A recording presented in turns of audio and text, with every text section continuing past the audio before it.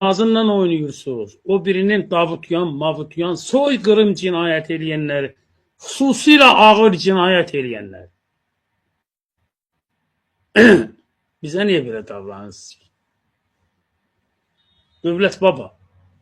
Ay devlet baba, sen başına dön. Sen hamımızın babasısın da. Hamımızın babasısın. Allah rəhmət eləsin. Müzəffər Özdağ vardı. Ümit Özdağ'ın atası. İndi Türkiye'deki Ümit Özdağ'ın. Onunla biz çok dostuyduq. Yani uzun illerden sonra onunla bizim dostluğumuz çok ilerlemişti. Həmişə o kadar nəhəng adam idi. Türkiye'nin dərin dövlət, dərin ixtiyarlardan biriydi. Bax, dərin dövlət oydu. Bax. Her zaman ben ona soruşurdum. Müəyyən suallar soruşurdum. Hocam bu ne oldu? Hocam o ne oldu?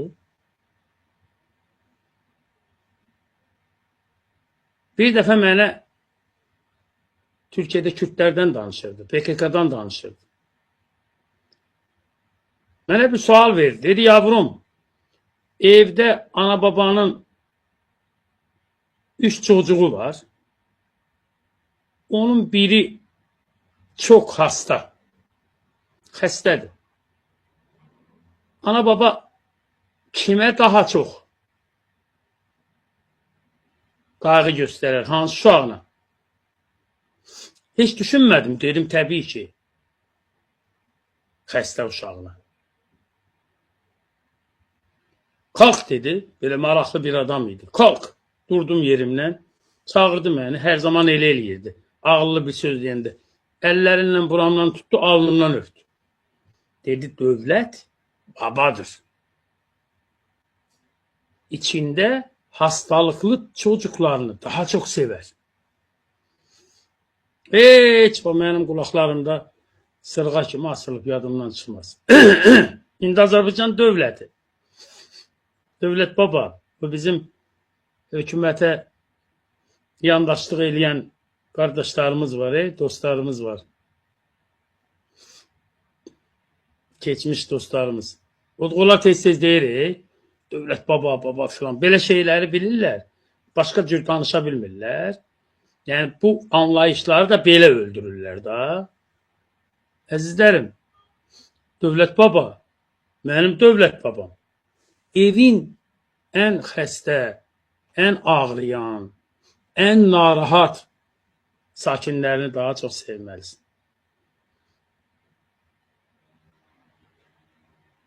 Ola bilsin sən kimlənsə xoşun gəlməyə bilər. Ola bilsin kimsə danışar. Ola bilsin kimsə tənqid eləyir. Və dövlət baba, sən ona daha çox qayğı göstərməlisin. Sən hansısa konjunktur hərəkətlərə görə Vaqif Xaçaturyanı və digər cinayətkarları soykırım cinayetine məhkum olunmuş. Hiçbir halda ama hiçbir halda eff olunmayacak, amnistiye düşmeyecek adamları bu ülkeden gönderirsense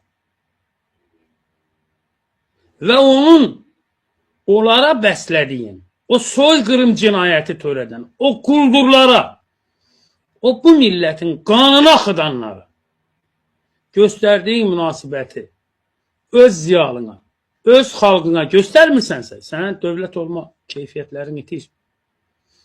Sənin dövlət olma keyfiyyətin sorğulanır. Dövlət sosial sözləşmədir. Dövlətin iqtidası belə yaranır. Dövlət vətəndaşla dövlətin arasında yaranmış bir müqavilə əsasında meydana çıxan bir aygıtdır. Başka cür olmur. Dövlət vətəndaşı korumalı,